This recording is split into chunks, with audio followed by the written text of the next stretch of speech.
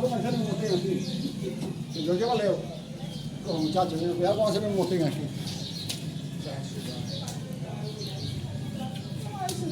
Hoy nos encontramos enlutecidos por la pérdida de un hermano nuestro de nacionalidad haitiana que falleció a raíz de una trifulca entre migración y Cacana, la autoridad de Cacana, allá en P4, P17, y en estos momentos lo trajeron aquí a la funeraria de Freddy.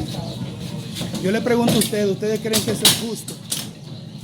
De que este tipo de cosas estén sucediendo en la República Dominicana, y donde hay otra persona que está baleada también. Yo le pregunto a ustedes, ¿a dónde vamos con las autoridades de migración, autoridades asesinas, que viven constantemente provocando tanta tragedia y tantos problemas a nuestra gente? Aquí gente trabajadora,